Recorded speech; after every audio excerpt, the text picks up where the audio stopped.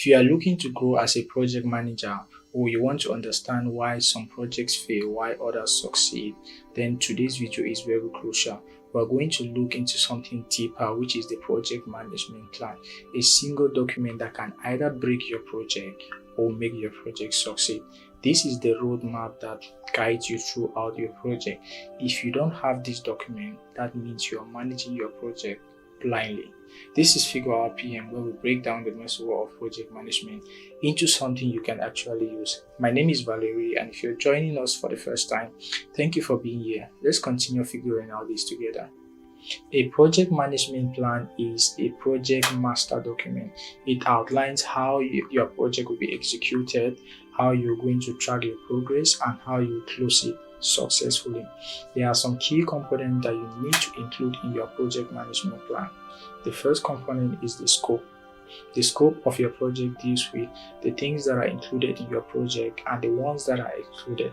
You want to make sure that you have all of these to avoid scope creep, because if it happens in the course of your project, it is going to affect your project. The second thing is the project timeline, that is the schedule.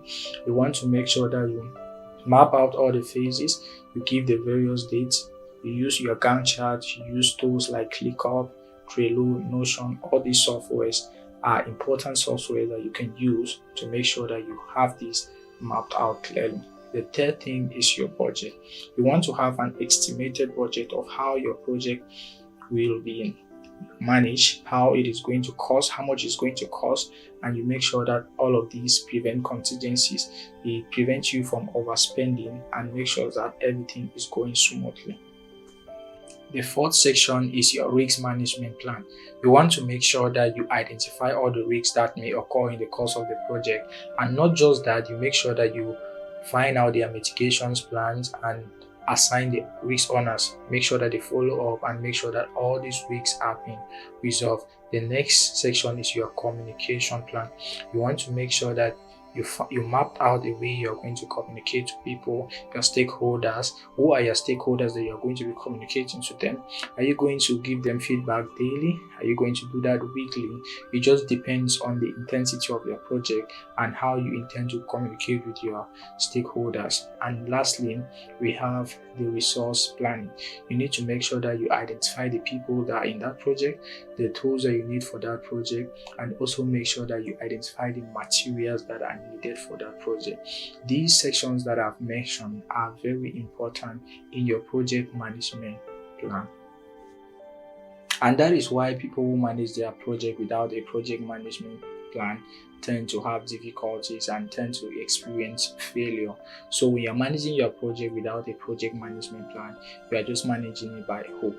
Research shows that 28% of projects are likely going to finish on time and 36% to finish within budget. That is a research from the Project Management Institute, and that is why I find a project management plan as a very important document that you need to work on. There are some tips that I use when creating my project management plan.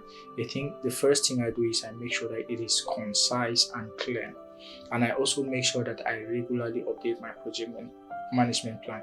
You need to update your project management plan, and you need to seek feedback from your stakeholders. You reach out to your stakeholders, they review your project management plan, they give you feedback, and then you update it. And the most important one that I do is that I create visuals for my project so that I can easily spot out the errors that I have in my project and then go in for correction. Having said that, if anything I've shared with you today resonated, if it sparked a thought, a question, or even just a feeling, then hit that subscribe button. And my commitment to you alongside with my team is simple: to consistently bring you real, honest, and valuable content that helps you figure out project management one conversation at a time. Thank you for being here.